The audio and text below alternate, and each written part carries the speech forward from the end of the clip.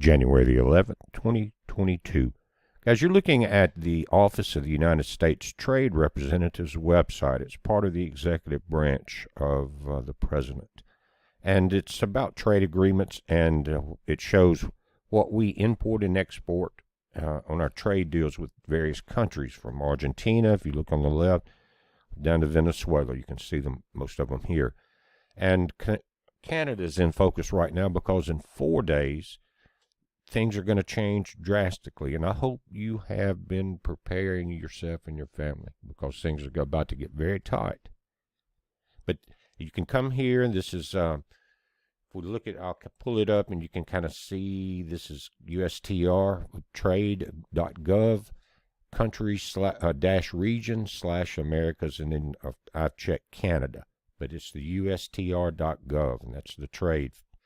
Anyway, I'm not going to go through it. It's a short page, but I'm going to try to get straighter to the point than reading all of this information. You can go do it, and it's talking about what we trade and the different, again, the things we import and export with each other.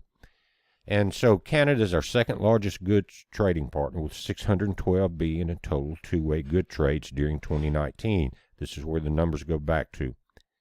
Good exports totaled $292 billion. Goods imports were $319.4 billion. The U.S. goods trade deficit with Canada was $26.8 billion 2019. Now, it goes through different information here on exactly what is being traded. They talk about the top export categories that we send to Canada were vehicles, $52 billion, machinery, $45 billion, electrical machinery, $25 billion, mineral fuels, $25 billion, and plastics, $13 billion. This is what we export. So there's a tremendous amount of employment that depends on this export. U.S. total exports of agricultural products to Canada, food and such, was $24 billion. It included prepared food, $2.0 billion, fresh vegetables, $2.0 billion, fresh fruit, $1.5 billion, snack foods not elsewhere specified or indicated were $1.4 billion, and non-alcoholic beverages, juices, etc., were $1.0 billion.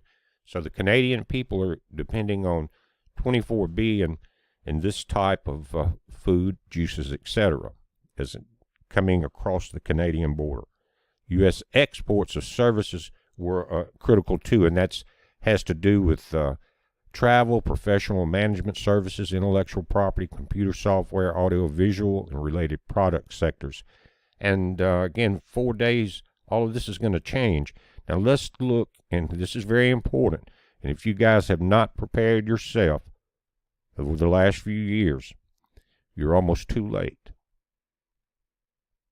Because this is, again, what Canada sends us, third largest supplier of goods to the U.S. You've got some of the same things in different order. In other words, they import mineral fuels, which is not at the top of the list on where you're looking at the machinery and vehicles. Vehicles are second, machinery's third, $23 billion, $53 billion vehicles.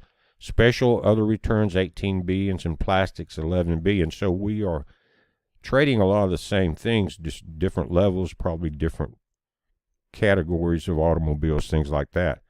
But the U.S. total imports of agricultural products from Canada totaled $24 billion in 2019. Our second largest supplier of these agricultural products, food, second largest supplier. Leading categories including snack foods, $4.8 billion, red meats, fresh, chilled, or frozen, $2.5 billion, other vegetable oils, $1.8 billion, processed fruit and vegetables, $1.6 billion, and fresh vegetables, $1.6 billion. This is going down in 4 days. It's going to be just about grinding to a halt. Talk about a dark winter, and talk about this country being in extreme trouble. Canada also. But on the 15th of January, 31,000 truckers will have to have gone along with the deal, to do business or go to the movies or whatever. 31,000 across that border back and forth. And it's expected that most of them are not going to do it. And so this is going to come to a grinding halt in 4 days. So what's going to happen? shortages, hyperinflation, if you can find it. And if you're not prepared, you're going to be in with a group of people that are having to really go through stressful situations to feed their family. Don't want to go into detail here. You get the idea, and you may not want to be part of that tsunami of chaos, but that's what's coming. Now, our friends down under have already had these measures implemented. This picture was sent yesterday. This is from January the 10th from Kohl's, big department store, food store there. And since they implemented these measures, this is what it looks like. Not very good. And there's already a lot of businesses that are being shut down because a lot of employees are sick. And so the gates are closing. The walls have been breached, if you know what I'm saying, guys. And the dark winter's here. I just want you to know it. 4 days out, January 15th, the new administration's policies go into effect on our border with Canada. Be prepared. Don't get caught off guard. It's almost too late. Act now. It's a heads up. Be safe.